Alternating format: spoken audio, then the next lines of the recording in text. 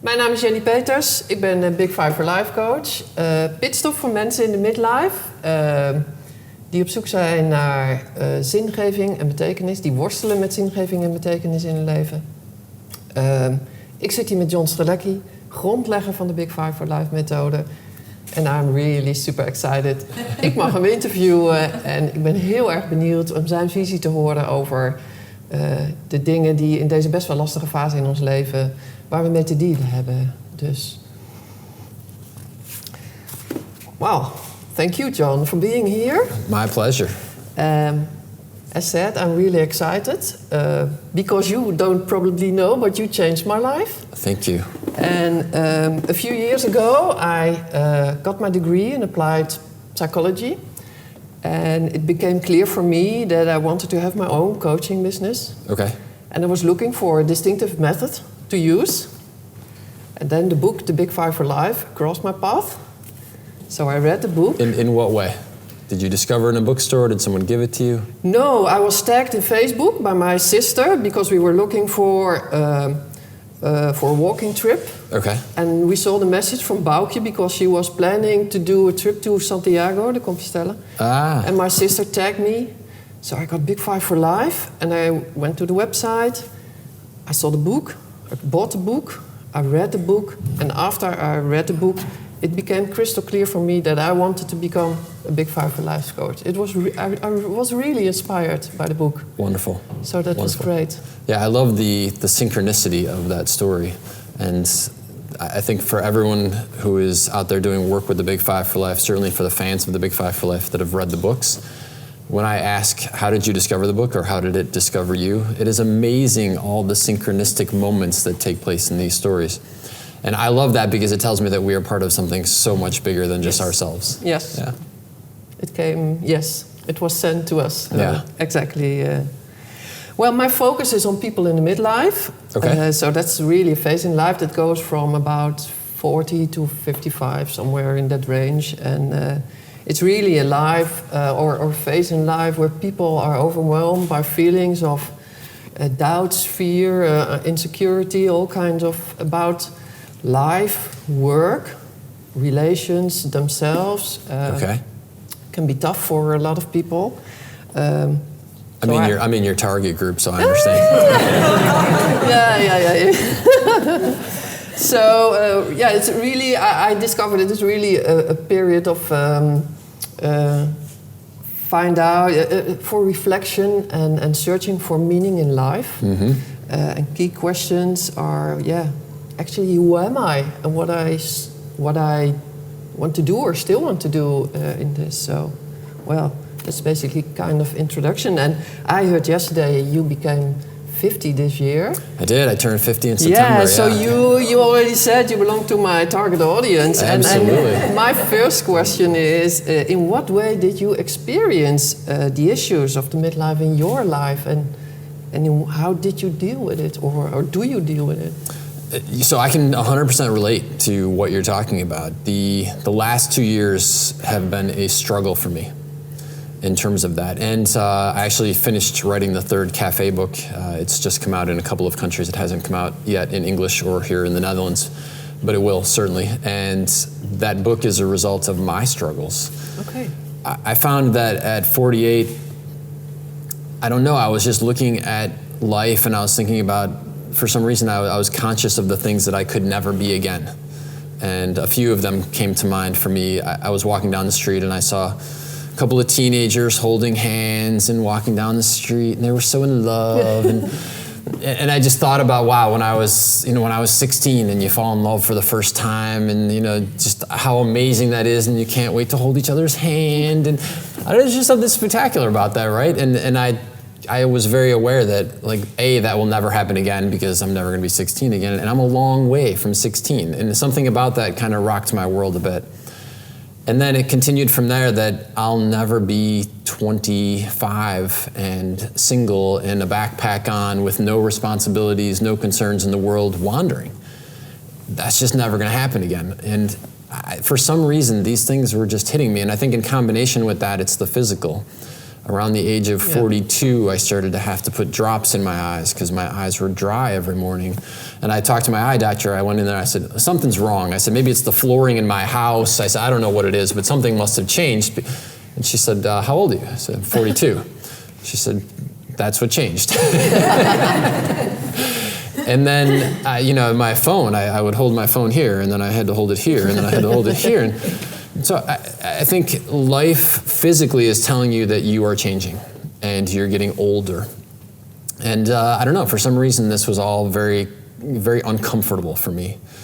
And so I really only found my personal answers in going back to the cafe. The experience of writing Cafe 3 really helped me get beyond that. And the net essence of it was, for me, that at every age there is something special. I couldn't offer the wisdom of someone who's lived 50 years on the planet when I was 25 years old.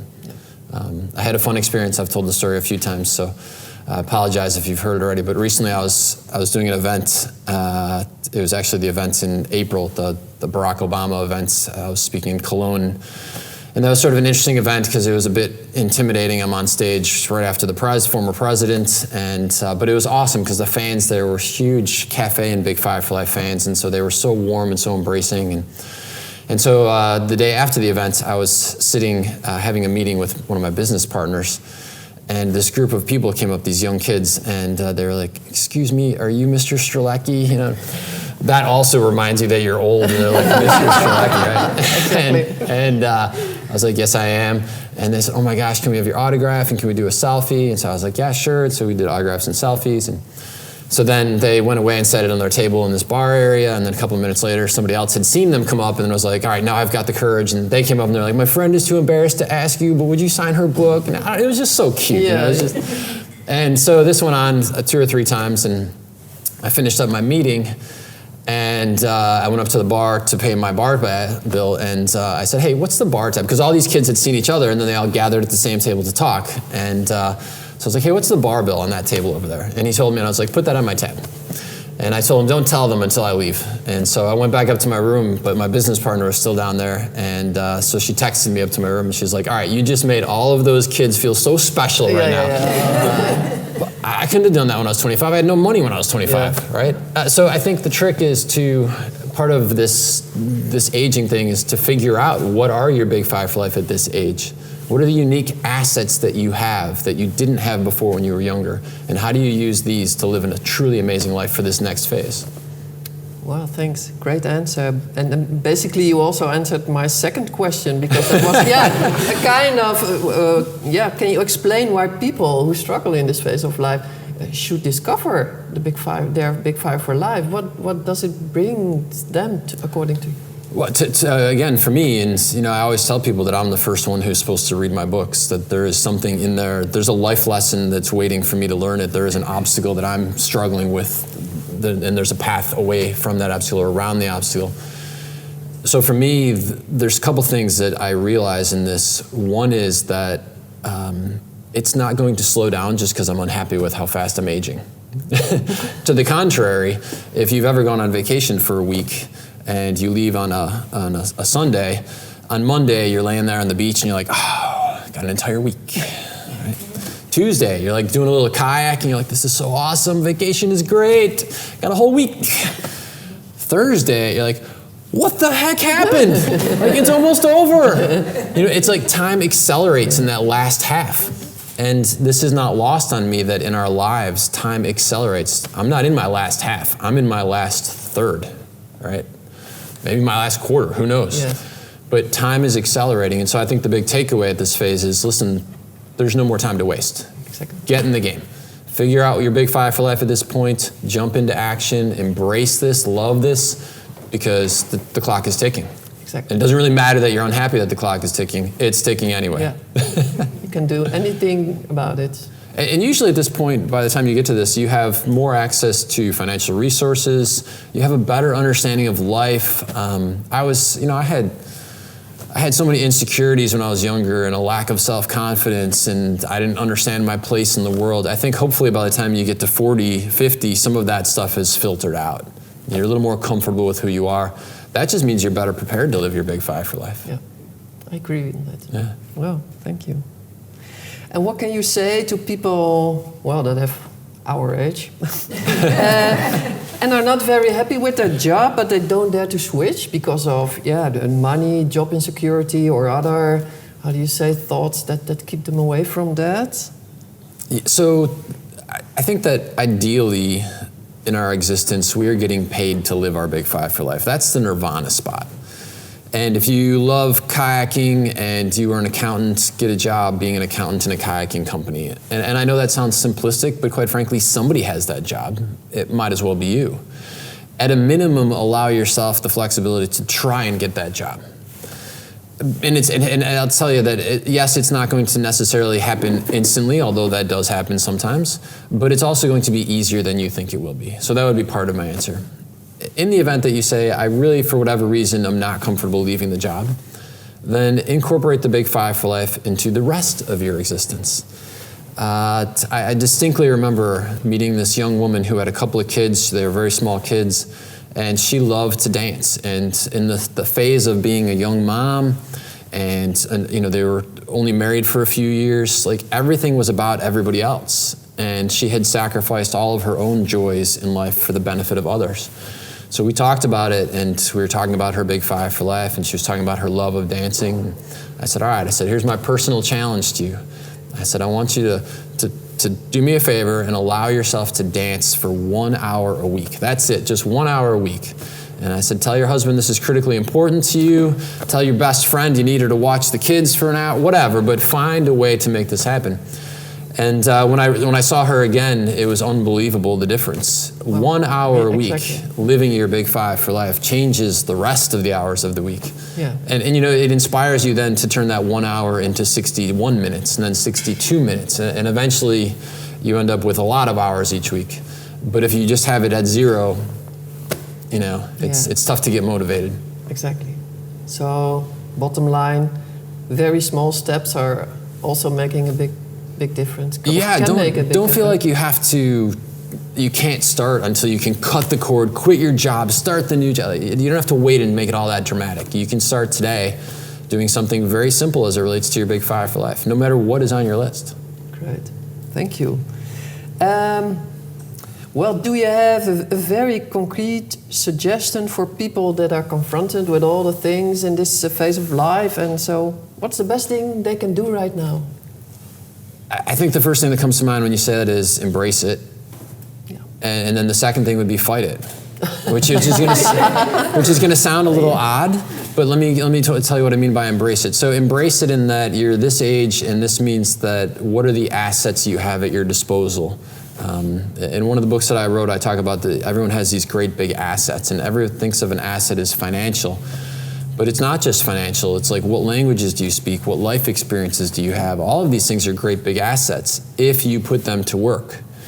And so embrace the assets that you have at this point in life. That's the embracing part. The fight it part is, just because you are this age doesn't mean you need to walk stooped over. I have a series of exercises, and I had to find the right person. I probably went to 6 different experts until I found the right person who could give me these exercises. I do them, it takes me 25 minutes a day, but when I walk, I feel so good. Yeah. And when I don't do them, my shoulders are rolling, because you have 50 years of your shoulders rolling for, well, not 50 years, I guess, because I wasn't when I was a kid, but certainly the last 30 years of my shoulders rolling forward because I'm doing this a lot of the hours of the day. So fight it by finding ways to recenter yourself physically. Get a great coach. I know there's a man sitting over there who is a great coach in terms of sports, athletics, and the way that relates to your Big Five for life. Find that person who can help you, that in 20 minutes a day, you're fighting it in such a good way. Yeah. Wow. Don't embrace the pain of getting old. Yeah. I guess that would be my point. See the opportunities. Yeah, find the person who has the answer. Exactly. Wow. Find your who. Thank you very much for your time and answers. And again, having this interview, I'm really more inspired than I already was. And I wish you all the best. And I'm looking forward to new books, new inspiration to help people to get the best out of themselves and the best out of their lives. And well, thank you very much. I'm honored that you're choosing this segment, since I am in this segment, this niche. And I think one of the wonderful things about this niche is that if you think of somebody at this point, so 50, you know, and with the assistance of a great Big Five for Life coach, when they get clear about their Big Five for Life, imagine what the next 20 years can look like, the next 30 years can look like. Yeah. Encounter that with people that you may have met who never find it, and how bitter they are at the end. Yeah, exactly. And the fact that you are choosing to do this work and enabling that wonderful spirit to come out, I think is fantastic. And there's a wonderful ripple effect to that, by the way. Yes. Because don't get me wrong, when you're 50, your kids are looking at you. Yeah. And your nieces and nephews are looking at you. And someday they're going to be 50. Exactly. And they're going to remember how you were at 50, and that Yeah. will be an inspiration as well. Great. So thank you. Thank you very much. Awesome. Yeah. Thank you very much.